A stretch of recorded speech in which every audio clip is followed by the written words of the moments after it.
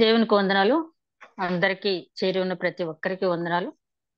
ఈ రోజు మూలవాక్యం చూసినట్టయితే యాకోబు గారు రాసిన పత్రిక 4వ అధ్యాయం 4వ వచనం. యాకోబు గారు రాసిన పత్రిక 4వ అధ్యాయం 4వ వచనం. వ్యభిచారులారా, ఈ లోక స్నేహము దేవునితో వైరమని మీరు ఎరుగరా? కాబట్టి ఎవడు ఈ లోకంతో స్నేహము చేయకూడనో వాడు దేవునికి శత్రువగును. ప్రేమ మేడం మా తండ్రి ఇంతవరకు క్షేమంగా కాపాడి ఈ తరుణం మాకు అనుగ్రహించినంత వందనాలు. మేమంతా చిన్న మందగా చేరి మరొకసారి నీ వాక్యాన్ని ధ్యానించుకునే కృప మాకు అనుగ్రహించినంత వందనాలు ప్రభా. అవును ప్రభా, నైనా మాకు కావలసింది నాయనా నీ వాక్యం అనే తొలకరి వర్షం మా మీద ఉన్నప్పుడు తండ్రి, అది మొలకెత్తి ఫలించడానికి నాయనా నువ్వు కృప చూపించే దేవుడు తండ్రి. దయగల మా ప్రభా, దయమయ వాక్యం ధ్యానించబోతూ ఉంటాను. నన్ను మరుగుపరిచి ఆధ్యాత్మిక సత్యములు మీరే వెల్లడి చేయమని వినుచున్న ప్రతి ఒక్కరికి నాకు పరిశుద్ధాత్మ నడిపింపు దయచేసి వినుచున్న ప్రతి ఒక్కరికి వినగల చెవి, గ్రహించగల మనసు, ఆచరించగల హృదయం దయచేయమని సమస్త పరిస్థితులు మీ స్వాధీనం ఉంచుకొని కార్యాంతమని నేను బహుగా స్తుతించుకునే భాగ్యం దయచేయమని మా ప్రభువును నీ ప్రియ కుమారుడైన యేసుక్రీస్తు ద్వారా వేడుకుంటున్నాం తండ్రి. ఆమేన్. యాకోబు గారు రాసిన పత్రిక 4వ అధ్యాయంలోకి వచ్చేటప్పుడు మొదటి అధ్యాయంలో మనం అవలోకనం చేసుకున్నాం దైవ జ్ఞానం గురించి, అదే విధంగా విశ్వాసము, ప్రార్థన ఆవశ్యకత గురించి, మాట ప్రవర్తన నాలుక అనేది, మాట ప్రవర్తన క్రియ అనేది ఒక విశ్వాసని మరొక విశ్వాస ధైర్యపరచడానికి ఎంతగా ఉపయోగపడుతుందో. ఇక సెకండ్ చాప్టర్ లోకి వచ్చేటప్పటికి దేవుడు పక్షపాతి కాదు గనక మనం కూడా కులాన్ని బట్టి కానీ, రంగుని బట్టి కానీ, లేకపోతే వారికి ఉన్నటువంటి సోషల్ స్టేటస్ ని బట్టి కానీ, ఫైనాన్షియల్ స్టేటస్ ని బట్టి కానీ ఏ రకమైన వివక్ష చూపకూడదని, అదే విధంగా మన విశ్వాసం ఎప్పుడు కూడా క్రియాసహితమైన విశ్వాసంగా ఉండాలని చెప్పిన తర్వాత థర్డ్ చాప్టర్కి వచ్చేటికి సడన్ గా నాలుక గురించి ఆయన ప్రస్తావించడం జరిగింది. ఎందుకంటే పై విషయాలన్నిటికంటే కూడా చాలా ప్రాముఖ్యమైనది మన విశ్వాసాలను ధైర్యపరచాలన్నా, అదే విధంగా విశ్వాసాలను ఆదరించాలన్నా, మన క్రియలు చేయాలన్నా కూడా నాలుక అనేది చాలా ముఖ్యం. కాబట్టి సాత్వికమైన నాలుక అది జీవ వృక్షం అని చెప్పి మనం ధ్యానించుకున్నాం. ఇక ఫోర్త్ చాప్టర్కి వచ్చేటప్పటికి అంటే ఒక విశ్వాసి ఇతరులకు సువార్త ప్రకటించడానికి మరి నాలుక ఎంత అవసరమో అట్ ది సేమ్ టైం మనసు కూడా అంతే అవసరం. ఈ ఫోర్త్ చాప్టర్కి వచ్చేటప్పటికి మనసుకి ఎక్కువ ప్రాధాన్యత ఇచ్చారు. ఈ ఫోర్త్ చాప్టర్ చివరికి వచ్చేటప్పటికి ఏం మనసుకి ఏ విధంగా ప్రాధాన్యత ఇచ్చారు అనేది మనం అర్థం చేసుకోవచ్చు. మనం 10వ వచనం వరకు ఒకసారి చూస్తే, మీలో యుద్ధములు పోరాటములు దేని నుండి కలుగుతున్నవి? మీ అవయవములో పోరాడు మీ భోగించలేయే కదా. మీరు ఆశించుతున్నారు కానీ మీకు దొరకటలేదు, నరహత్య చేయుదురు, మత్సరపడుదురు కానీ సంపాదించుకొనలేరు, పోట్లాడుదురు, యుద్ధము చేయుదురు కానీ దేవుని అడుగునందున మీకు ఏమీ దొరకదు. మీరు అడిగినను మీ భోగముల నిమిత్తము వినియోగించుటకై దురుద్దేశంతో అడుగుదురు, కనుక మీకేమీ దొరకట్లేదు. వ్యభిచారులారా, ఈ లోక స్నేహము దేవునితో వైరమని మీరు ఎరుగురా? కాబట్టి ఎవడు ఈ లోకంతో స్నేహము చేయగోరునో వాడు దేవునికి శత్రువగును. ఆయన మన యందు నివసింప చేసిన ఆత్మ మత్సరపడునంతగా అపేక్షించున అని లేఖనము చెప్పుచున్నది. వ్యర్థమని అనుకుంటున్నారా? కాదు గాని ఆయన ఎక్కువ కృపనిచ్చును. అందుచేత దేవుడు అహంకారాన్ని ఎదిరించి దీనులకు కృప అనుగ్రహించును అని లేఖనము చెప్పుచున్నది. కాబట్టి దేవునికి లోబడి ఉండుడి, అపవాదికి ఎదిరించుడి, అప్పుడు వాడు మీ యొద్ద నుండి పారిపోను. దేవుని యొద్దకు రండి, అప్పుడు ఆయన మీ యొద్దకు వచ్చును. పాపులారా, మీ చేతును శుభ్రపరచుకుని, ద్విమనస్కులారా మీ హృదయంలో పరిశుద్ధపరచుకునడి. వ్యాకుల పడడి, దుఃఖపడుడి, ఏడువుడి, మీ నవ్వు దుఃఖమునకును మీ ఆనందము చింతకును మార్చుకునడి. ప్రభువు దృష్టికి మిమ్మల్ని మీరు తగ్గించుకునడి, అప్పుడు ఆయన మిమ్మల్ని హెచ్చించను. ఈ 10 వచనాలు ఎందుకు ఒకసారి చదివానంటే, ఇవన్నీ కూడా మనకు సులభంగా అర్థమయ్యే వచనాలే. అయితే ప్రతి వచనంలో కూడా అంతర్లీనంగా సందేశం అనేది ఉంటుంది. కాబట్టి వచనం ఇప్పుడు చూసినట్టయితే ఈ ఫోర్త్ చాప్టర్ కి ముఖ్యంగా ఆయన కాన్సన్ట్రేట్ చేసింది ఏంటంటే, ఒక క్రైస్తవుడు లోకంలో జీవించేటప్పుడు ధన్యకరమైన జీవితం ఎట్లా జీవించాలి, లోకాన్ని ఎంత వరకు ఉపయోగించుకోవాలి, లోకంతో ఎంత వరకు మమేకం అవ్వాలి, లోకాన్ని తనకు ఉపయోగించుకుంటాం కాకుండా లోకానికి సువార్త చాటి చెప్పేటప్పుడు తాను ఏ విధంగా జాగ్రత్త పడాలి అనేది బోధకులనే కాదు, మనకు తెలుసు కదా, పేతురు గారు రాసిన పత్రిక 2వ అధ్యాయం, అందరూ కూడా మనం పరిశుద్ధులైన జనాంగము, దేవుని ప్రజలైన సొత్తులం, అందరూ యాజకులు అన్నారు పేతురు గారు. కాబట్టి ఇక్కడ కూర్చున్న మనం అందరం కూడా సువార్త ప్రకటించడానికి దేవుడు ఉద్దేశించి ఉన్నాడు కాబట్టి, ఆ సువార్త ప్రకటించేటప్పుడు ముందు మన మనసుని స్వాధీనపరుచుకుని ఎదుటి వారి మనసును స్వాధీనపరచుకోమని చెప్పడానికి ఈ పత్రికలో ఈ చాప్టర్ మనకెంతో ఉపయోగపడుతుంది.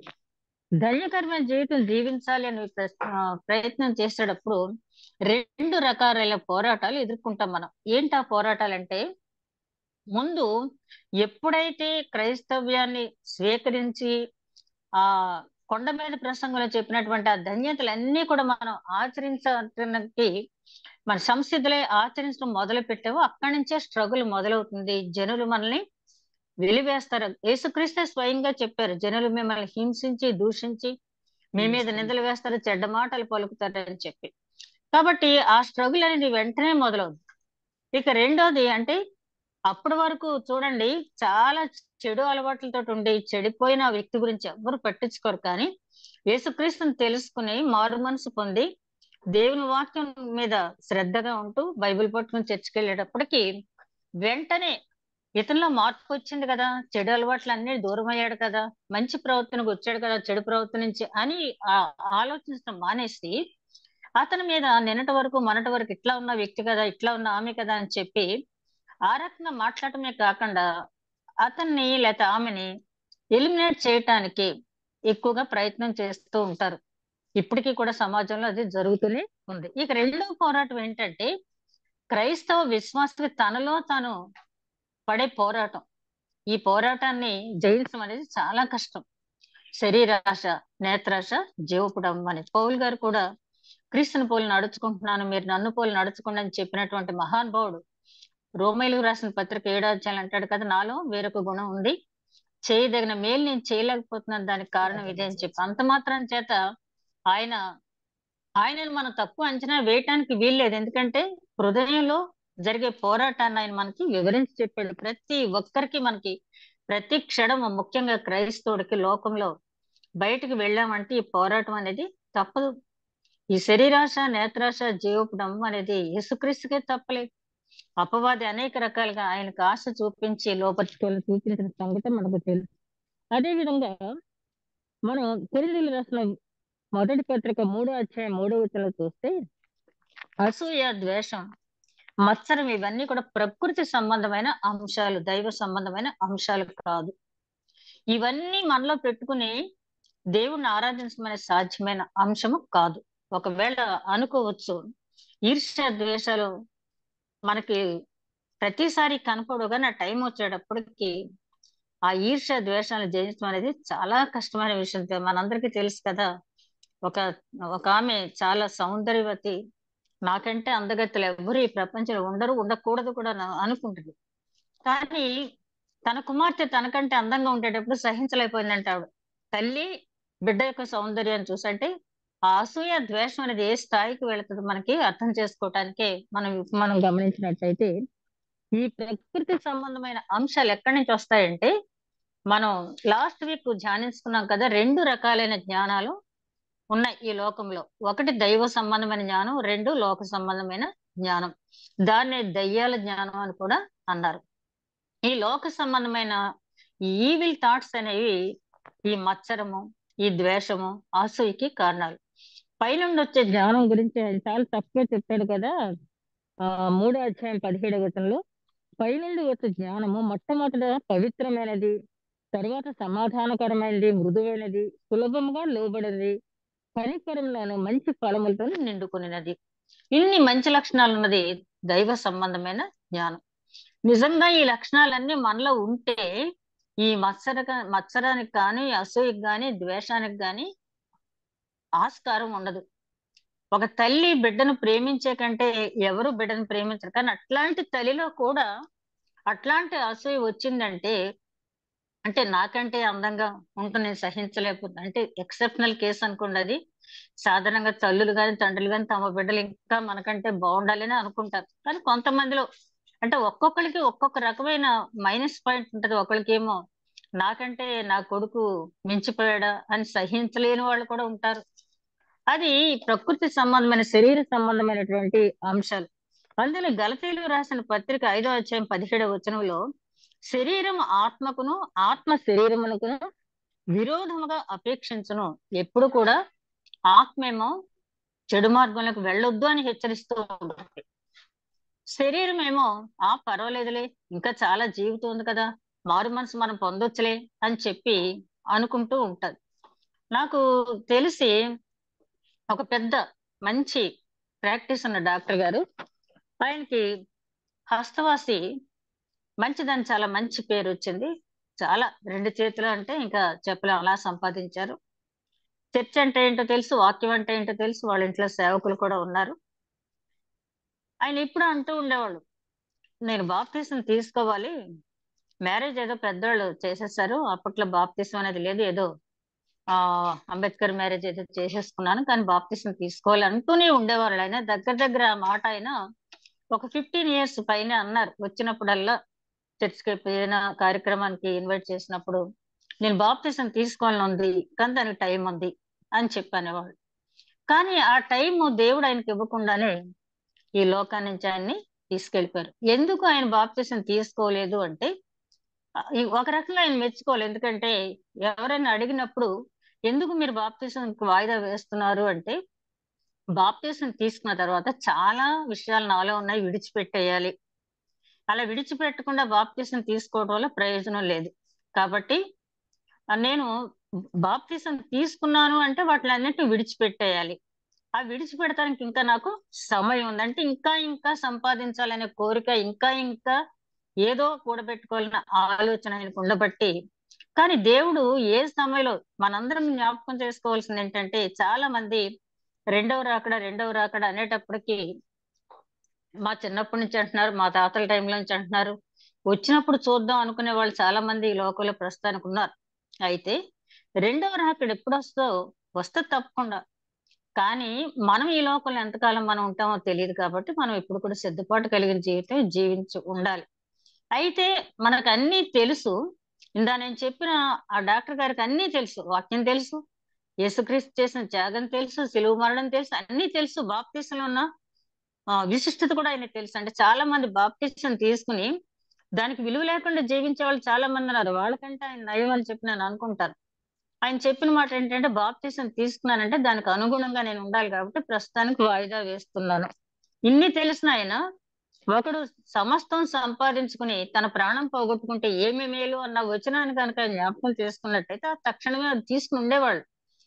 కందాకి రాణి ట్రెజరర్ ఏమంటాడు అక్కడ ఫిలిప్‌తో, ఇవిగో నీళ్లు, బాప్తీసం ఇవ్వటానికి నీకేంటి అభ్యంతరం అని అడుగుతాడు ఫిలిప్‌ని వెంటనే. అట్లా తక్షణం, ఏమో మరుక్షణం ఏం జరుగుద్దో తెలీదు కాబట్టి. అయితే అట్లా తీసుకోవటానికి, అట్లా కమిట్మెంట్ తీసుకోవటానికి, అట్లా కన్ఫ్యూస్ అవ్వటానికి ముఖ్యంగా అడ్డుపడేవి ఏంటంటే మనకి శరీరాశ, నేత్రాశ, జీవపు డమ్ము. అయితే బాప్తిస్మం తీసుకున్న వాళ్ళందరూ కూడా పరిశుద్ధంగా జీవిస్తున్నారా అంటే, ఎవరికి వాళ్ళే వ్యక్తిగతంగా చెప్పుకోవాల్సినటువంటి సమాధానం. బాప్తిస్మం తీసుకున్నంత మాత్రాన పరలోకానికి మనం వెళ్ళిపోం. మార్టిన్ లూథర్ గారు ఎప్పుడు అంటారు కదా, మనంతా కూడా పాపులమే, రక్షింపబడిన పాపులం, సేవ్డ్ సిన్నర్స్ అంటారు ఆయన ఎప్పుడు కూడా. కాబట్టి మనం ఒకసారి రక్షింపబడిన తర్వాత మళ్ళీ వెనుతిరిగి చూడకూడదు. అయితే చూడకుండా ఉండాలంటే దానికి చాలా నిగ్రహం అనేది, వాక్యం హృదయంలో నింపబడినప్పుడు మాత్రమే మనం ఆ విధంగా ఉండగలం. అందుకనే చాలా చక్కగా చెప్తాడు పౌలు గారు ఏంటంటే, శరీరం ఆత్మకు, ఆత్మ శరీరానికి విరోధంగా ఎప్పుడు కూడా అపేక్షిస్తూనే ఉంటుంది. పౌలు గారు రోమిలకు రాసిన పత్రికలో 8వ అధ్యాయం అంతా కూడా ఆత్మానుసారులు ఎట్లా ఉంటారు, శరీరానుసారులు ఎట్లా ఉంటారు, చాలా చక్కటి వివరణ అక్కడ ఇవ్వటం జరిగింది. రోజుకి ఒక్కసారి మనం చదువుకుంటే, మనం ఒకవేళ మనసు ఎటన్నా వెళ్ళినా మన మనసును బదిలించి తెచ్చుకోవటానికి ఆ చాప్టర్ చాలా ఉపయోగపడుతుంది. అంత చక్కగా ఆయన రాయటం అనేది జరిగింది. ఆ తర్వాత మనం గమనించినట్లయితే ఆయన అంటాడు, మీరు పోరాటాలు ఎక్కడి నుంచి వస్తున్నాయి, మీకు సంఘర్షణలు ఎక్కడి నుంచి వస్తున్నాయంటే, మీకు లేనిది కావాలని, ఎవరికో ఉంది నాకు కావాలని తహత్తుకు మించిపోయిన కోరికలు కోరటం వల్ల మీకు ఎప్పుడు కూడా మనశ్శాంతి అనేది ఉండటం లేదు. దానివల్ల మీరు ఏవి కూడా పొందలేకపోతున్నారు అని ఒక కారణం చెప్తూ, యాకోబు గారు నిజంగా యాకోబు గారు రాసిన పత్రికలో 5 అధ్యాయాల్లో కూడా ప్రతి వచనం కూడా డే టు డే లైఫ్ లో మనం ఎక్కడ అక్కడ ఎదుర్కొనే సమస్య. ఆయన అంటాడు, మీరు ఆ వెలుపటి పోరాటాలను అయితే పరిష్కరించుకోగలుగుతున్నారు, కానీ లోపల పోరాటాన్ని మీరు పరిష్కరించలేకపోతున్నారు. లోకం వైపు చూడకుండా ఉండలేకపోతున్నారు. లోకాన్ని జయించలేకపోతున్నారు. జయించడానికి కూడా ప్రయత్నం అనేది మీరు చేయటం లేదని చాలా నిక్కచ్చిగా ఆయన చెప్తున్నాడు. తర్వాత అంటాడు, మీరు ప్రార్థన చేయట్లేదు, దేవుణ్ణి అడగట్లేదు. మీకు ఏదైనా కావాలన్నప్పుడు ముందు మీ ప్రయత్నాలన్నీ కూడా చేసిన తర్వాత, ఆ ప్రయత్నాలన్నీ కూడా విఫలమైన తర్వాత అప్పుడు దేవుడి దగ్గరకు వచ్చి, ప్రభువా నా మనవి ఆలకించని అడుగుతున్నారు. కానీ ముందుగా మీరు దేవుడి దగ్గరికి రావటం లేదు. ఇంకా మూడో కారణం ఆయన చెప్తున్నాడు, మీరు దేవుడి దగ్గరకు వచ్చిన అడగవలసిన రీతిలో అడగవలసిన కోరికలు మీరు దేవుణ్ణి అడగటం లేదు. దైవ వ్యతిరేకమైన కోరికలు మీరు అడుగుతున్నారు. కాబట్టి ఆయన చాలా స్పష్టంగా చెప్తాడు ఏంటంటే, 4వ అధ్యాయం 3వ వచనంలో కూడా ఆయన చెప్తాడు, మీరు అడగవలసిన రీతిలో అడగటం లేదని చెప్పి, మీరు అడిగినను మీ భోగముల నిమిత్తము వినియోగించటకై దురుద్దేశంతో అడుగుదురు కనుక మీకు ఏమీ దొరకట్లేదు. మీరు అడిగేది ఎప్పుడు కూడా దైవ చిత్తానుసారమైన కోరికగా మీరు అడగట్లేదు, కాబట్టి అవి మీకు లభించట్లేదు. ప్రార్థనకు మోకరిస్తున్నాం, ప్రార్థిస్తున్నాం, గంటల తరబడి ప్రార్థిస్తున్నాం అని చెప్పి గిన్నిస్ బుక్ వరల్డ్ రికార్డ్ లో ఎక్కేంత సేపు కూడా ప్రార్థన చేసే వాళ్ళు చాలా మందిని చూసాను నేను.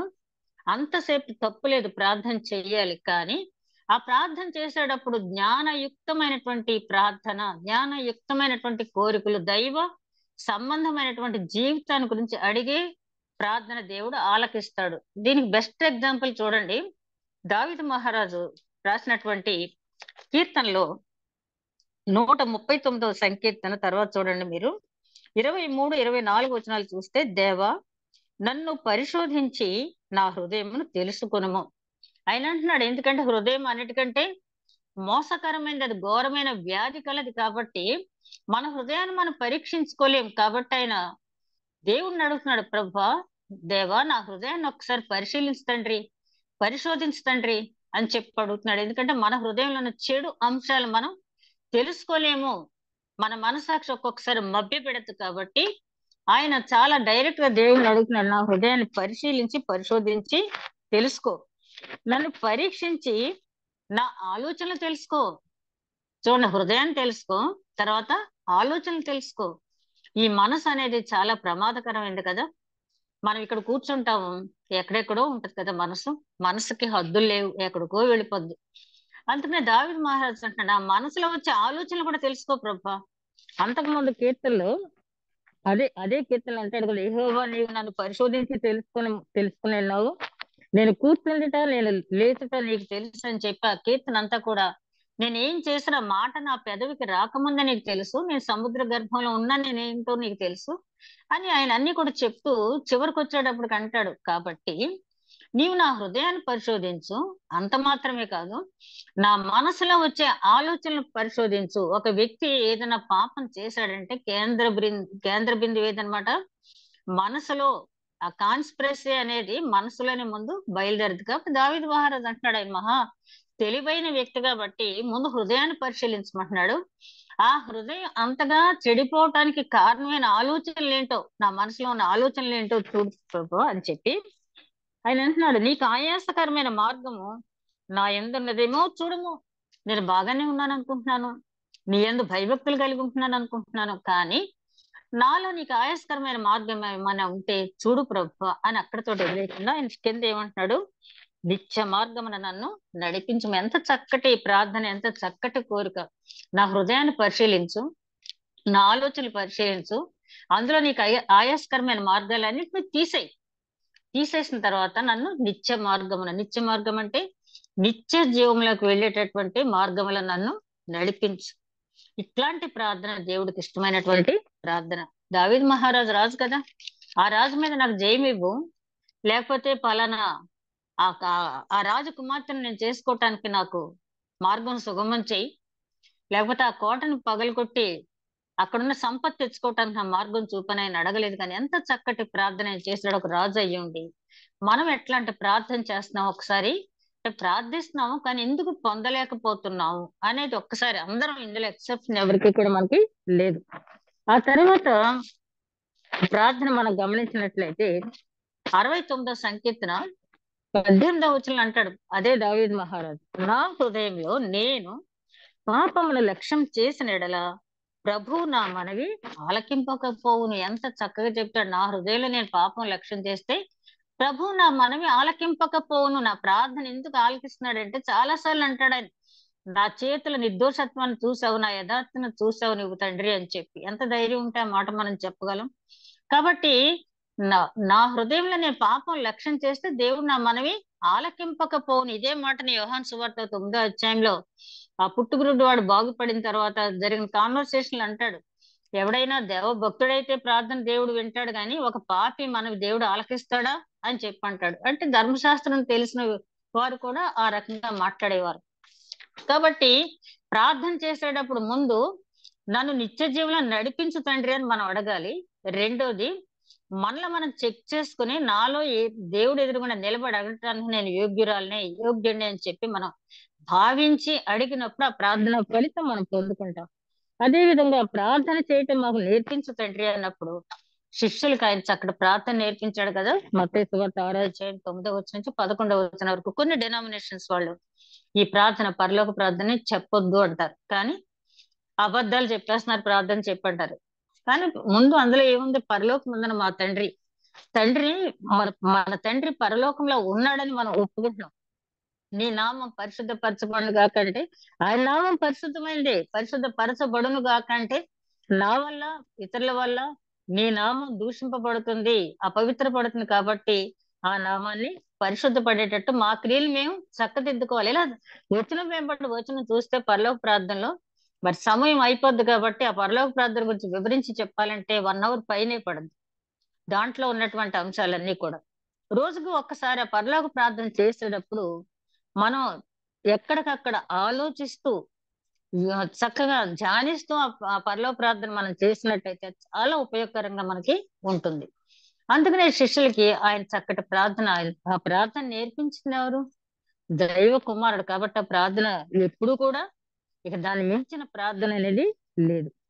అంటే ఆయన చెప్తున్నాడు ఇక్కడ ఏంటంటే, మీరు ప్రార్థిస్తున్నాం అనుకుంటున్నాం కానీ లోక సంబంధమైన కోరికలు మాత్రమే మీరు కోరుతున్నారు. పరిసయుడు వచ్చాడు, ఏమంటున్నాడు? తన గురించి తను గొప్ప చెప్పుకున్నాడు. సుంకరేమి తన ఆత్మ సంబంధమైన దీనత్వాన్ని పొందాడు. ఈ ఇద్దరికి కంపారిజన్ మనం చూసినప్పుడు మన ప్రార్థన ఏ కేటగిరీలో ఉంది? దావీదు మహారాజు అడిగినట్టు చేస్తున్నామా? పరలోక ప్రార్థనలో దేవుడు చేయమంటే మనం చేస్తున్నామా అనేది మనం పరిశీలించుకోవాల్సి ఉంది. అదే విధంగా 4వ వచనంలో అంటాడు, ఆత్మ సంబంధమైన ఆ వ్యభిచారం, లోకంతో స్నేహం, దేవునితో వైరం. మనం ఆ లోకంతో స్నేహం చేయకుండా లోకంలో ఉంటున్నాం కదా, స్నేహం చేయొద్దు అంటాడేంటి దేవుడు? అంటే ఇక్కడ బంధువు, లోకంతో నువ్వు బంధువుగా ఉండొద్దు, లోకంతో నువ్వు లేకపోతే ఇంకేదో వ్యక్తిగా సహచరుడిగా ఉండొద్దు, అనగా స్నేహితుడిగా ఉండొద్దు అన్నాడు. స్నేహితుడు అంటే సాధారణంగా ఇద్దరు స్నేహితులు బయటకు వెళ్తారంటే ఒకే స్టైల్ బట్టలు వేసుకోవటం, లైఫ్ స్టైల్. స్నేహితులు ఇద్దరు కూడా కొన్ని అలవాట్లు కూడా ఒకే రకంగా కలిగి ఉంటారు కదా. యోనాతాను దావీదు మహారాజు యొక్క స్నేహం మనం చూసాం కదా. అట్లా స్నేహం చెయ్యొద్దు అంటే లోకాన్ని నువ్వు అనుసరించవద్దు. ఈ ఇన్ఫ్లుయెన్స్ అనేది లోకం మీద పడాలి తప్పించి లోకం ఇన్ఫ్లుయెన్స్ నీ మీద పడవద్దు. అసలు లోకంలోకి వెళ్ళకపోతే మనం సువార్త ప్రకటించాలంటే లోకంలో ఉండాలి.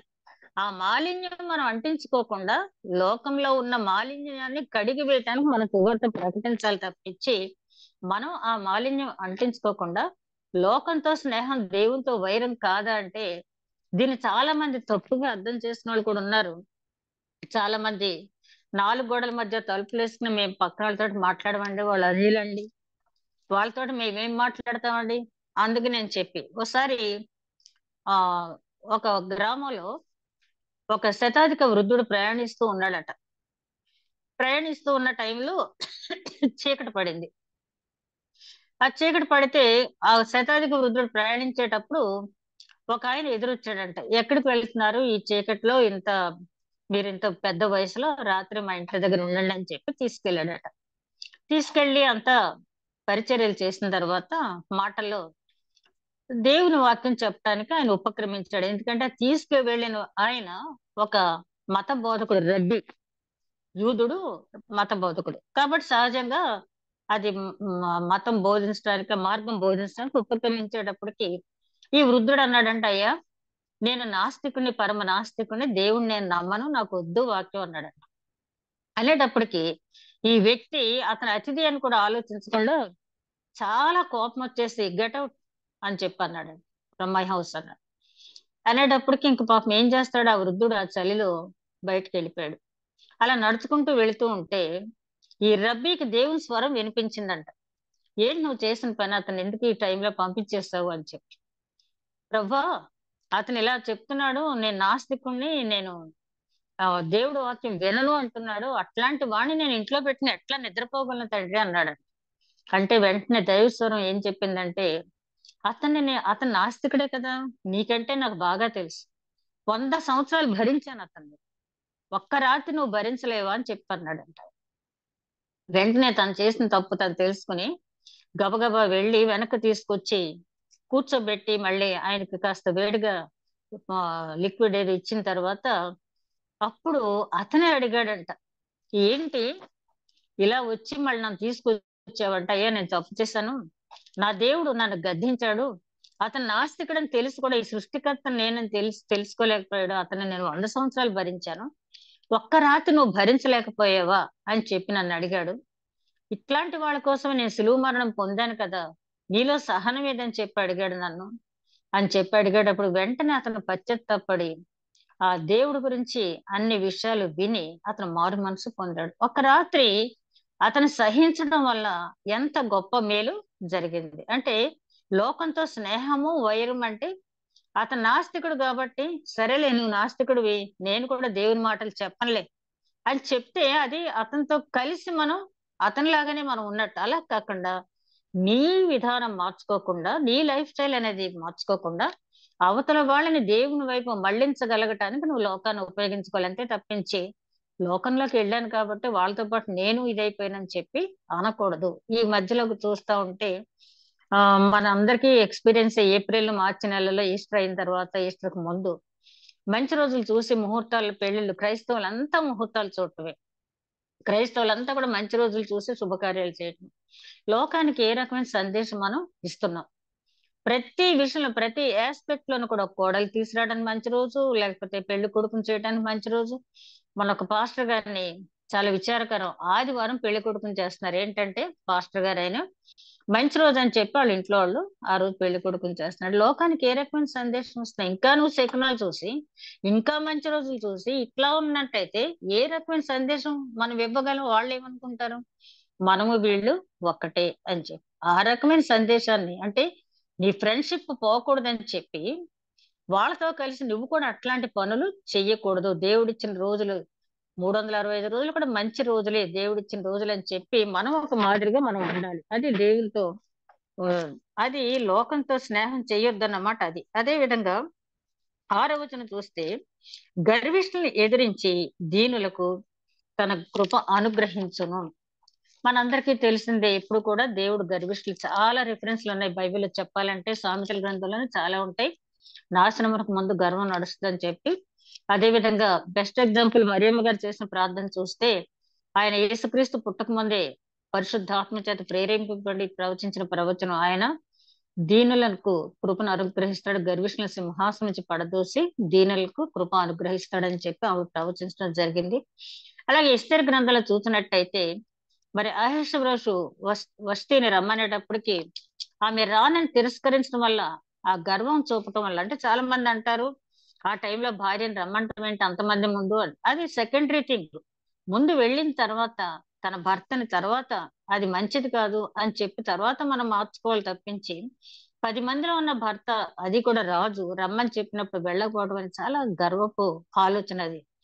దాని వల్ల ఏమైంది, ఆ కిరీటం ఆమె నుంచి తొలగింపబడి దీనురాలైన ఎస్తేరుకి అనుగ్రహింపబడింది. ఇలా చాలా ఎగ్జాంపుల్స్ మన పరిశుద్ధ గ్రంథంలో చూడవచ్చు.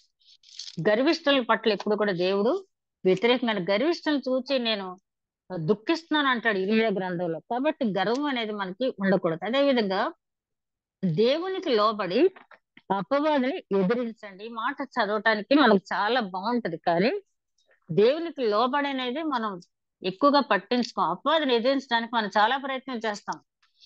యేసుక్రీస్తు అన్నారు కదా, నేను కూడా సాతానా నా దగ్గర నుంచి పో అంటే వెంటనే సాతాను వెళ్ళిపోద్దా? వెళ్ళదు. అందుకనే కదా చాంద్రరోగంతో బాధపడుతున్నటువంటి ఒక వ్యక్తిని శిష్యుల దగ్గర తీసుకొచ్చేటప్పటికి వాళ్ళు బాగు చేయలేకపోయారు. ఆ తర్వాత యేసుక్రీస్తు బాగు చేసిన తర్వాత నీ శిష్యులు చేయలేకపోయేది అంటాడు అతను. అతను వెళ్ళిపోయిన తర్వాత శిష్యులు అడుగుతారు, మేవెందుకు చేయలేకపోయాం ఈ పని అని చెప్పి.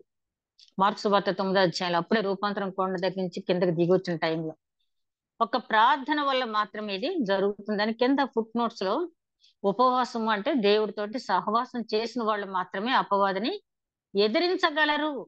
అందుకనే యేసుక్రీస్తు పగలంతా అనేక కార్యక్రమాలు చేసినప్పటికీ నైట్ అయ్యేటప్పటికి ఆ గెచ్చమైన తోటలో ఆ ఒలీవల కొండ దగ్గర రాత్రంతా ప్రార్థన చేసేవారు ఆయన. ఆఖరికి శిలువ మరణం పొందేటప్పుడు కూడా చెమట రక్త బిందువులుగా మారే వరకైనా ప్రార్థించినట్టుగా మనం చూస్తాం. అట్లా ప్రార్థించినప్పుడు మాత్రమే మనం అపవాదిని ఎదిరించగలం. ప్రార్థన లేకుండా మనం ప్రార్థనా జీవితం లేకుండా లోకంలో ఉన్నటువంటి అపవాదిని ఎదిరించడం అనేది మన వల్ల కాదు. యాకోబు గారు చాలా చక్కటి విషయాలు చిన్న చిన్న మాటలు ఆయన చెప్పడం అనేది జరిగింది.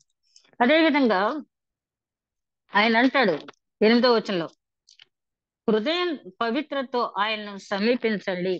దేవుని దగ్గరికి వెళ్ళాలి, దేవుని సన్నిధి నేను అనుభవించాలి అని చెప్పి అనుకుంటాం. దేవుని సన్నిధికి వెళ్తాం. కానీ ఎంతో మంది దేవాలయంలో ఉంటారు. అందరూ దేవుని సన్నిధిని అనుభవించగలుగుతున్నారా? మరి ఆ ఫిలిప్పి పట్టణంలో ఆ నది ఒడ్డున ఆ సముద్ర తీరాన జరుగుతున్నటువంటి ఆ ప్రార్థనా సమావేశంలో ఎంతో మంది కూర్చుని ఉంటారు. ఒక్క లూదియా హృదయం మాత్రమే తెరవబడింది అక్కడ. ఎందుకనంటే ఆ సంసిద్ధత, ఆ పవిత్రత మన హృదయంలో ఉన్నప్పుడు ఆయన మన హృదయాన్ని తెరుస్తాడు. ఆయన మనం సమీపించాలి, ఆయన సన్నిధిని మనం అనుభవించాలి అంటే పవిత్రమైన హృదయంతో మనం ఆయన సమీపించాలి. అదే విధంగా ఆత్మ విషయమై దీనత్వం కలిగి దేవుణ్ణి మనం సమీపించినప్పుడు ఆయన మనల్ని ఆలకిస్తాడు. కొరింథీయులకు రాసిన 2వ పత్రిక 7వ అధ్యాయం 8, 10 వచనాలు మీరు తర్వాత చూస్తే ఇది అందరికీ కూడా బాగా కంటత వాక్యం. ఇది దైవ చిత్తానుసారమైన దుఃఖం రక్షణార్థమైన మారు మనసును కలుగ చేస్తుందని చెప్పి ఆ పై వచనాలు ఏమంటాడంటే, ఓ కొరింథీయులారా, మిమ్మల్ని కఠినమైన పదాలతో నేను పత్రిక రాసినందుకు మీరేం బాధపడవద్దు. మీలో వచ్చిన మార్పును బట్టి నేను సంతోషిస్తున్నాను. కాబట్టి దైవ చిత్తానుసారమైన దుఃఖం రక్షణార్థమైన మారు మనసు కలుగు చేస్తుంది. మనకి ఏదైనా కష్టం వచ్చినప్పుడు మనుషుల దగ్గరికి వెళ్ళిపోయి ఊరికే దుఃఖపడటం వల్ల దాని వల్ల ప్రయోజనం ఏమీ లేదు. అలా మనుషుల దగ్గర దుఃఖపడినట్టయితే టుడే టుమారో వాళ్ళు ఏం చేస్తారంటే మళ్ళీ తిరిగి మనల్ని అదే మాటలు ఎత్తి నువ్వు ఇలాగా అలాగని మనల్ని దెప్పి పొడుపు మాటలు మాట్లాడతారు. అలా కాకుండా లేకపోతే మన మీద మనకే అసహ్యం వేసేలాగా, సింపతి వచ్చేలాగా, మన మీద మనకే జాలి పడిపోయేలాగా కొన్ని మాటలు మాట్లాడతారు. అట్లా కాకుండా దేవుని సన్నిధిలో మన దుఃఖం అంతా కూడా కుమ్మరించుకున్నప్పుడు హన్నా ఏం చేసింది? తన ఆ దాన్ని ఏమంటారు, ఫెనిన్న సవిత అంటారు కదా, ఆమె కత్తిపోటు వంటి మాటలతో హన్నాని బాధించేటప్పుడు ఫెనిన్నా వైపు చూడలేదు గాని హన్నా కోపంతో వెళ్ళిపోయి దేవుని సన్నిధిలో ప్రార్థించింది. దుఃఖం పరలోకానికి వెళ్ళేటంత ఇదిగా ప్రార్థించింది కాబట్టి ఆ ప్రార్థన ఆలకింపబడింది. కాబట్టి యాకోబు గారు ఏమంటున్నాడంటే, మీరు ప్రార్థించేటప్పుడు ఆయన మీ మనవి విని మీ దగ్గరికి రావాలి, ఆయన సన్నిధిని మీరు అనుభవించాలి అంటే ఒక హన్నా చేసిన లాంటి ప్రార్థన మనం చేయాలి. ఏలీ కూడా ఆమెను అపార్థం చేసుకున్నాడు, ఏంటి ఈమె ప్రార్థన అని చెప్పి. కానీ దేవుడికి తెలుసు. అందుకనే ప్రవక్త యెషయా అంటాడు కదా, మీరు ఉపవాసం చేసేటప్పుడు మీ కంఠస్వరం పరలోకానికి చేరాలి అంటాడు. మన కంఠస్వరం ఎక్కడ చేరాలి? మనం ప్రార్థించే కంఠస్వరం పరలోకానికి చేరాలి. అంతే తప్పించి చాలా మంది చర్చిలో మోకరించి ప్రార్థన చేసేటప్పుడు, అంటే వాళ్ళ అలవాటు నేను తప్పు పట్టట్లేదు కానీ పెద్ద పెద్ద మాటలతో 2 చేతులు పైకెత్తేసి టప టప టప ఏంటో కొట్టేసుకుని మీద రకరకాలుగా ప్రార్థన చేస్తారు. అది కాదు దేవుడు కోరుకున్నది. మనల్ని మన కంఠస్వరం, మన విజ్ఞాపన ఎక్కడికి వినాలి? పరలోకంలో వినపడాలి. అలా వినపడాలంటే ముందు హృదయ శుద్ధి గలవారు దేవుని చూచెదరని చెప్పిన వాక్యం మనందరికీ తెలుసు. కాబట్టి దేవుని సమీపించి మనం ప్రార్థించేటప్పుడు ముఖ్యంగా మన హృదయ స్థితిని మనం పరీక్షించుకోవాలి. 11వ వచనానికి వచ్చేటప్పటికి ఆ 10వ వచనానికి వచ్చేటప్పటికి ఆయన గుడారంలో నివసించదగిన వాడు. 10వ వచనం ఒకసారి మనం గమనించినట్లయితే మీ ఆనందము చింతను మార్చుకుని ప్రభు దృష్టికి మిమ్మల్ని మీరు తగ్గించుకుని అప్పుడు ఆయన మిమ్మల్ని హెచ్చించను. ప్రభు దృష్టికి తగ్గించుకోండి, అంతే తప్పించి లోకాన్ని చూస్తుందని ఎప్పుడు కూడా తగ్గించుకోవద్దు. నేను మొన్న ఏదో ఒక ఆర్టికల్ చదువుతుంటే విక్టోరియా మహారాణి అంట ఎప్పుడైనా చర్చికి వెళ్ళినప్పుడు ప్రతి వీక్ వెళ్ళేవారట ఆవిడ చర్చికి వెళ్ళేటప్పుడు రాజ వస్త్రాలు కాకుండా చాలా సామాన్య స్త్రీలు ధరించేటటువంటి వస్త్రాలు ధరించి వెళ్ళేవారట. అలా వెళ్ళినప్పుడు ఆమె కమ్యూనియన్ తీసుకునేటప్పుడు మోకరించినప్పుడు ఒక సామాన్య స్త్రీ ఆవిడ పక్కన మోకరించి గబుక్కున ఆవిడ ముఖం చూసి, అమ్మో రాణి గారి పక్కన మోకరించాను నేను అని గబగబా వెళ్ళిపోయి ఇంకో పక్కన కార్నర్ లో మోకరించిందంట.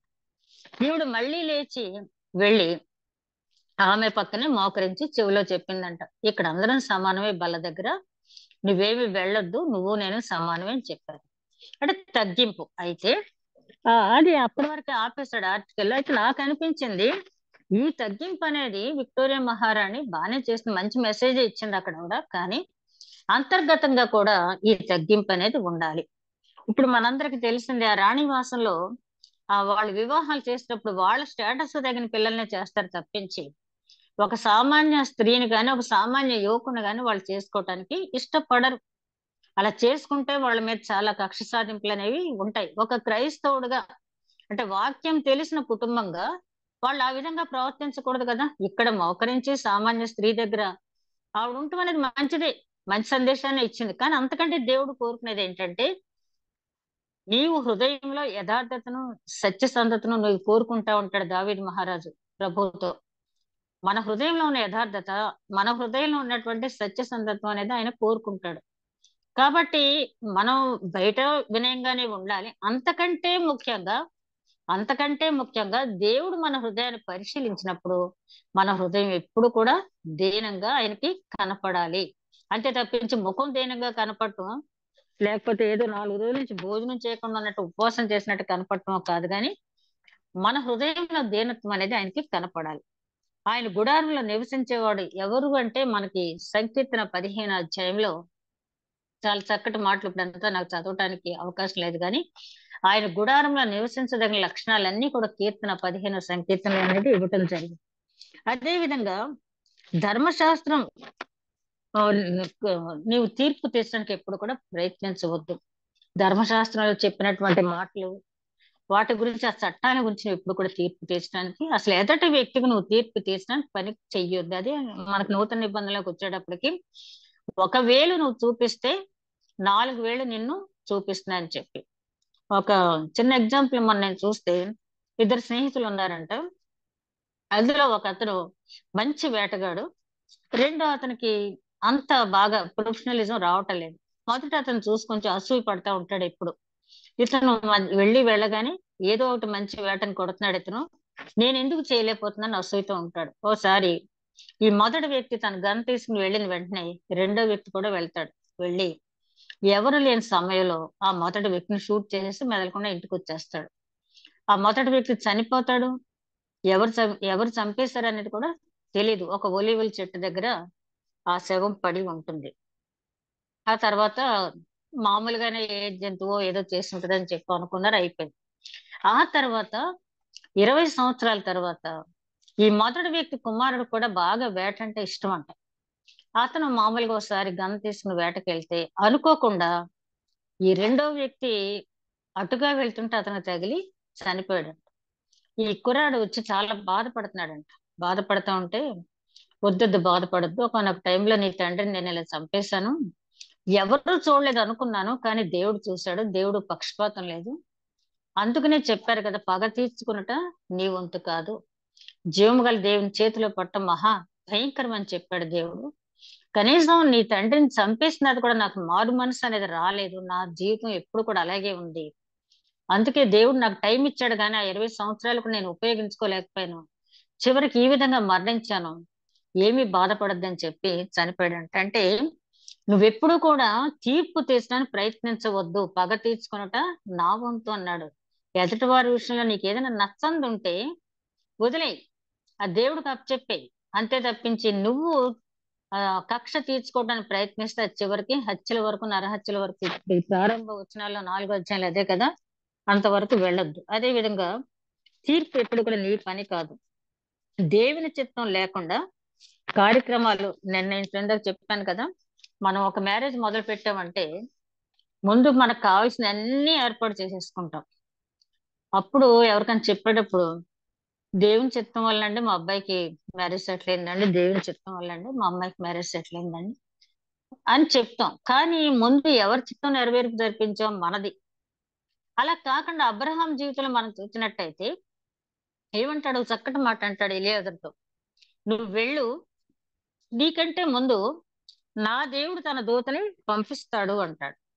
అంటే ఆ మ్యారేజ్ ప్రపోజల్స్ మొదలుపెట్టిన వెంటనే, తన కుమారుడు మ్యారేజ్ ప్రపోజల్స్ మొదలుపెట్టిన వెంటనే అబ్రహాం ఏం చేశాడు? మోకరించి ప్రార్థన చేశాడు. దేవుడు ఆయన ప్రార్థన ఆలకించాడు. తన దూతను దేవుడు పంపిస్తున్నాడని ఒక నిరీక్షణ, ఒక ఇన్సూరెన్స్ అబ్రహాంలో కలిగింది. కాబట్టి అంత గన్ షాట్ గా ఎలియాజరుతో ఏమంటున్నాడు? నువ్వు వెళ్ళు, నీకంటే ముందు నా దేవుడు నా దూతను అక్కడికి పంపిస్తాడు. పంపించాడు కదా, కార్యం అంతా దూత సఫలం చేశాడు. అది దేవుని మీద ఆధారపడటం అంటే. కానీ మనం ఏం చేస్తామంటే మన ప్రయత్నాలు అన్ని అయిపోయిన తర్వాత చివరికి దేవుడు ప్రాధాన్యత ఇచ్చి దేవుని చిత్తం వల్ల జరిగింది అని చెప్తాం. ఇక్కడ ఈ వచనాలు మనం గమనించినట్లయితే ఇది ఏ సందర్భంలో అంటున్నాడంటే ఆయన 15 13 వచనాలు చూస్తే ఆయన అంటాడు, నేడైనను రేపైనను ఒకనొక పట్టణం వెళ్ళి అక్కడ లాభం 1 సంవత్సరం ఉండి వ్యాపారం చేసి లాభం సంపాదించుకుందామని రెండని చెప్పుకున్న వాళ్ళారా, రేపేమి సంభవించినా మీకు తెలియదు. మీ జీవం ఏ పాటిది? మీరు కొంతసేపు కనపడి అంతలో మాయమైపోవు ఆవిరి వంటి వారే. కనుక ప్రభు చిత్తమైతే మనం బ్రతికి ఉండి ఇది అది చేతమని చెప్పుకొనవలెను. ఇప్పుడైతే మీరు డంబములను అతిశయమును పలుకుతున్నారు. యాకోబు గారు ఏమంటున్నారంటే, మీకు వాక్యం అంతా తెలుసు. ఎవరితో మాట్లాడుతున్నాడంటే ఈ మాటలు యూదులతో ప్రత్యేకంగా మాట్లాడుతున్నాడు. మీకు వాక్యం అంతా తెలుసు, కానీ మీలో ఉన్న అతిశయం గర్వం అనేది పోవట్ల. అక్కడికి వెళ్దాం, ఆ పట్టణం వెళ్దాం, అక్కడ వ్యాపారం చేద్దాం, సంపాదిద్దాం. బాబేలు గోపురం కట్టేటప్పుడు ఏమనుకున్నారు వాళ్ళు? ఆకాశానికంటే గోపురం కట్టేద్దాం, దేవుడితో సమానం అయిపోదాం అన్నారు. వాళ్ళ ఉద్దేశం మంచిది కాదు కాబట్టి అక్కడ భాషలు తారుమారైన తర్వాత పెంతుకొస్తున్నాను కూడా తారుమారైన, కానీ అక్కడ ఉద్దేశం మంచిది, సువార్త ప్రకటించబడటానికి అలాగా జరిగింది. కాబట్టి మన ఉద్దేశాన్ని చూసి ప్రతిఫలాన్ని ఇచ్చే దేవుడు. అందుకని ఇక్కడ ఏం చెప్తున్నాడంటే, అట్లా మీరు చెప్పుకోవద్దు, అట్లా మీరు చెప్పుకోవద్దు. ఎప్పుడు కూడా నేను అది చేస్తాను ఇది చేస్తాను మీరు ఎప్పుడు కూడా చెప్పుకోవద్దు.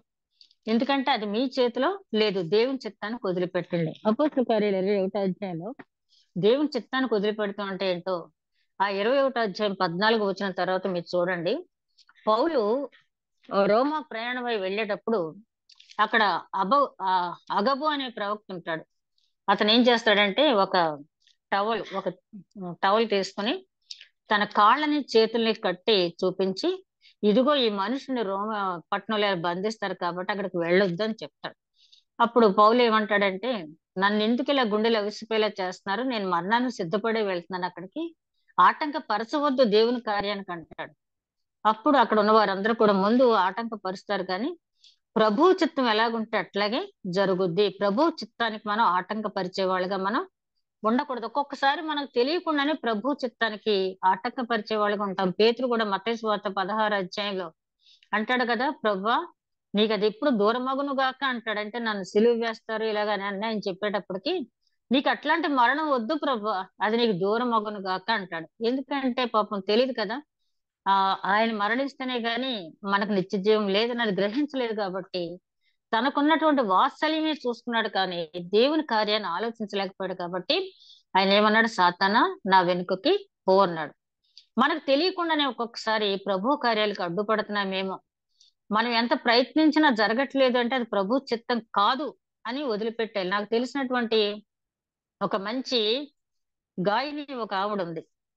ఆవిడ ఒకసారి మా దగ్గరలో మా సిస్టర్కి ఒక ఆవిడకి మ్యారేజ్ అయిన తర్వాత 4 సంవత్సరాలు 5 సంవత్సరాలు పిల్లలు లేరు. ఆవిడంది, అమ్మ బలవంతంగా ఇప్పుడు దేవుడిని ఏది కూడా అడగొద్దు, నీ చిత్తం నా జీవితంలో సిద్ధించగాక అని వదిలేయమ్మా అని చెప్పంటే, అడగాలి కదండి దేవుణ్ణి అంటే. ఆయనకి తెలుసు పదే పదే విసిగించొద్దు దేవుణ్ణి అంది. ఎందుకు అంటే ఆవిడ సొంత జీవితంలో సాక్ష్యం చెప్పింది. ఆమెకు 2 కళ్ళు కనపడు, భర్త కూడా 2 కళ్ళు కనపడు. ఆయన మంచి ఇన్స్ట్రుమెంట్ ప్లే చేసేవాడు, ఈవిడ పాట పాడేది.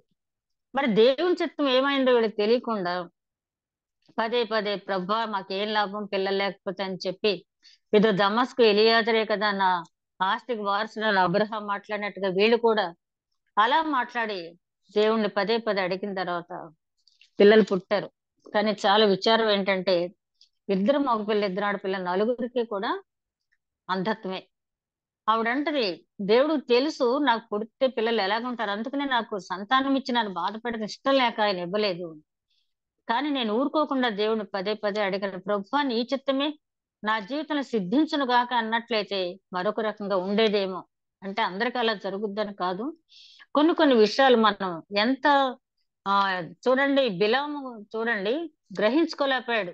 వెళుతున్నప్పుడు గాడిద చాలా సార్లు 2, 3 సార్లు హెచ్చరించినా గ్రహించుకోలేకపోయాడు దేవదూత ఎదురుగుండా ఉందని చెప్పి.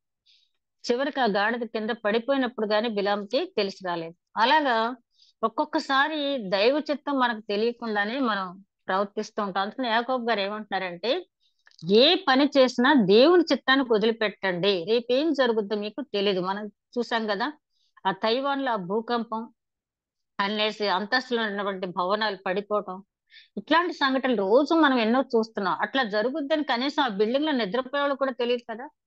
కాబట్టి రేపు అనేది రేపే కాదు మరుక్షణం అనేది మన చేతిలో లేదు. కాబట్టి మొన్న ఎవరు ఫ్యామిలీ తోటి వస్తున్నారంట కార్ లో, కొత్తగా పెళ్ళైన జంట, ఇంకొక ఆయన డ్రైవరు. అక్కడ కొంచెం షార్ట్ గా నేరో స్ట్రీట్ లో డ్రైవ్ చేసేటప్పుడు డ్రైవర్ కొంచెం స్లో చేసేటప్పటికి ఆ కొత్త పెళ్లి కొడుకు నీకు చేత కాకపోతే స్టీరింగ్ నాకు ఇవ్వు నేను తీసుకెళ్తాను అన్నాడట. తీసుకెళ్తానని ఆ డ్రైవర్ని తప్పించాడు, డ్రైవర్ని పక్కన కూర్చోమన్నాడు, స్టీరింగ్ తీసుకున్నాడు. అంతే. మొత్తం పడిపోయింది కారు, నలుగురు అక్కడికక్కడ ఇదైపోయారు. ఆ క్షణం వీళ్ళేంటి ఇంటి దగ్గర కొత్త పెళ్లి కొడుకు పెళ్లి కూతురు వస్తారని చూస్తున్నారు, ఎదురు చూస్తున్నారు. ఆ క్షణంలో ఏం జరుగుద్దో మనం చెప్పలేము. తోసుకొచ్చింది కదా, లేకపోతే అతను స్టీరింగ్ తీసుకోవటం ఏంటి. ప్రభు చిత్తానికి మనం వదిలిపెడితే ఏదైనా కూడా సజావుగా జరుగుద్ది. తర్వాత వచ్చిన మనం చూస్తే గర్వంగా మాట్లాడుకోవటం అనేది తగదు. ఇంకో మాట ఏంటంటే మన లోకంలో జీవించేటప్పుడు అనేక రకాలైన సవాళ్ళను మనం ఎదుర్కోవాల్సి ఉంటది. ఆ సవాళ్ళను ఎదుర్కోవటం అంటే ఎలా ఉంటదంటే, ఒకసారి ఒక క్రైస్తవ విశ్వాస చనిపోయిందంట. ఆ భూస్థాపిత కార్యక్రమానికి వెళ్ళినటువంటి పాస్టర్ గారు ప్రేర్ చేసి భర్తని, బాబు ధైర్యంగా ఉండు, మనకు నిరీక్షణ ఉంది, జీవంతో కూడిన నిరీక్షణ ఉంది, నువ్వు ధైర్యంగా ఉండంటే వెంటనే అతను చాలా కోపం వచ్చి నా పరిస్థితి నీకు వస్తే తెలుస్తుంది, ఏదో చెప్తున్న వాక్యం అని చెప్పి. కానీ ఈయన రివర్స్ అవ్వలేదు. ఎందుకంటే బోధకుడు నాలుకని అదుపులో పెట్టుకోవాలి కాబట్టి ఆయన ప్రార్థన చేసి యువతలకు వచ్చేసాడు. తర్వాత 6 నెలల తర్వాత అనుకోకుండా ఈ బోధకుని భార్య చనిపోయినప్పుడు ఈ సమాధి కార్యక్రమం చేస్తూ ఆయన ప్రార్థించిన తర్వాత ఒక 6 నెలల పూర్వం ఒక సోదరుడు నన్ను అడిగాడు, ఇదే సంఘటన నీకు జరిగితే నువ్వు ఎలాగుంటావు అని.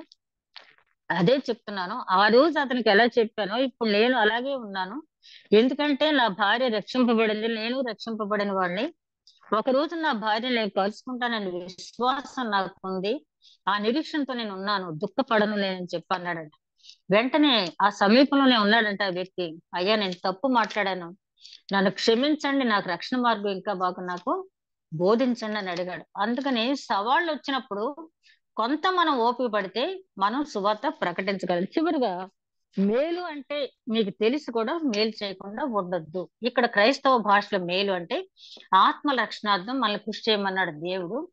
ఆ ఆ ఆత్మల రక్షణార్థం మనం పనిచేసేటప్పుడు అనేక రకాలైన ఇబ్బందులు వస్తాయి. అయినప్పటికీ ప్రభువా నువ్వెన్ని ఇబ్బందులు పడ్డావని దేవుడు అడగడు గాని, నువ్వెన్ని ఆత్మల రక్షణార్థం నీకు ఇచ్చిన తలాంతును ఉపయోగించావని అడుగుతాడు. కాబట్టి ఆ విధంగా ఉండమని ఈ 4వ అధ్యాయంలో మెయిన్ 2 అంశాలు. నువ్వు లోకంలో ఉండు, లోకానికి సువార్త ప్రకటించు, లోక మాలిన్యం నీకు అంటించుకోవద్దు. రెండోది నీలో ఉన్న సంఘర్షణ నువ్వు జయించు, నీలో ఉన్నటువంటి లోక సంబంధమైన పోరాటం ముందు నువ్వు జయించు, నీ మనసును అదుపులో పెట్టుకో, మంచి ప్రార్థన చేయి, దేవుడు నీకు అన్ని కూడా అనుగ్రహిస్తాడు. అట్టి నడిపింపు దేవుడు మనకు అనుగ్రహించును గాక. దయగల మా ప్రభువా విత్తబడిన వాక్యం ఊరంతలుగా ఫలించే భాగ్యం దయచేయమని మా ప్రభువును నీ ప్రియ కుమారుడని యేసుక్రీస్తు ద్వారా వేడుకుంటున్నాం తండ్రి.